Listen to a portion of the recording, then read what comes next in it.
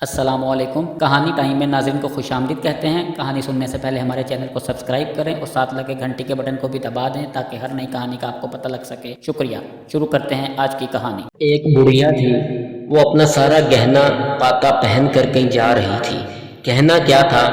یہی کانوں میں جھمکے تھے، باہوں میں کنگن تھے اور گلے میں ہار تھا، مگر یہ سارے زیور تھے سونے کے۔ بیچاری بڑھیا کے پیچھے دو ٹھگ لگ گئے۔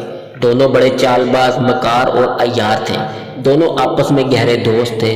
دونوں چاہتے تھے کہ بڑھیا سے سارے کا سارا زیور ہتھیا لیں، لیکن بڑھیا نے بھی اپنے بال دھوپ میں سفید نہیں کیے تھے۔ وہ ٹھگ تو ٹھگ تھے ہی۔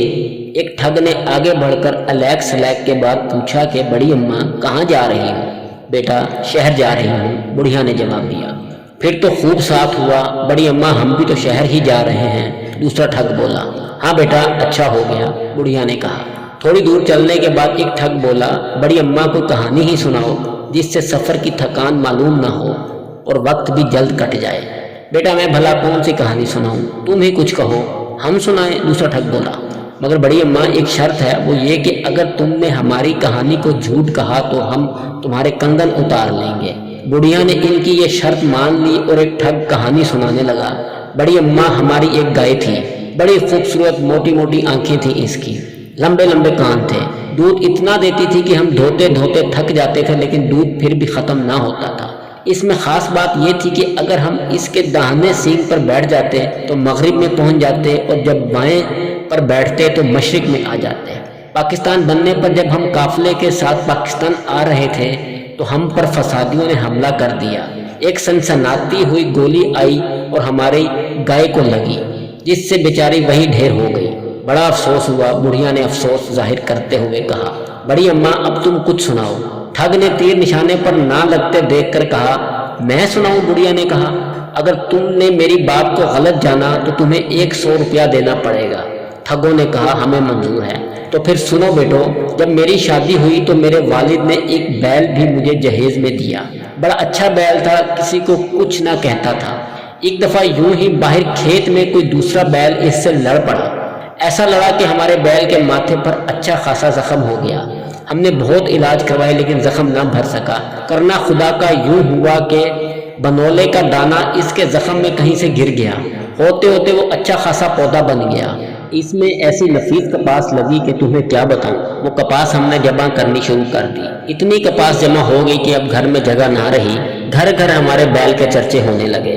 بڑی بڑی دور سے لوگ اس انوکھے بیل کو دیکھنے کے لیے آتے، اس کی کپاس کو دیکھتے اور تعریفوں کے پل باندھ دیتے۔ اب ہمارے پاس اتنی زیادہ کپاس ہو گئی کہ سنبھالنا مشکل ہو گیا۔ ہم نے اسے بلوا کر کاٹنا شروع کروایا اور اس کا کپڑا بنانے لگے۔ کئی قسم کے کپڑے بنوائے جن میں کھیس بھی تھے۔ ان کھیسوں میں سے 2 کھیس کہیں چوری ہو گئے۔ بیٹا خدا جھوٹ نہ بلوائے، یہ کھیس جو تم اوڑے ہوئے ہو وہی ہیں جو چوری ہوئے تھے، مہربانی کر کے یہ کھیس اتار دو۔ دونوں ٹھگوں نے اپنے کھیس بڑھیا کو دے دیے اور کرتے بھی کیا، شرط جو تھی مجبور تھے۔ ہاں تو بیٹا، بڑھیا نے پھر کہانی کا سلسلہ شروع کیا۔ ہم نے اس کپاس میں سے ململ کے تھان بنوائے۔ ململ کے تھانوں میں سے ایک تھان گم ہو گیا۔ یہ جو تمہاری پگڑیاں ہیں یہ اسی تھان کی ہیں، یہ بھی اتار دو۔ انہوں نے پگڑیاں بھی اتار دی۔ نہ اتارتے تو شرط کے مطابق 100 روپیہ دیتے۔ اب شہر نزدیک ہی تھا۔ ایک ٹھگ بولا، بڑی اماں بھوک لگ رہی ہے۔ اچھا بیٹا شہر آیا ہی سمجھو، مجھے اپنے کنگن بیچنے ہیں۔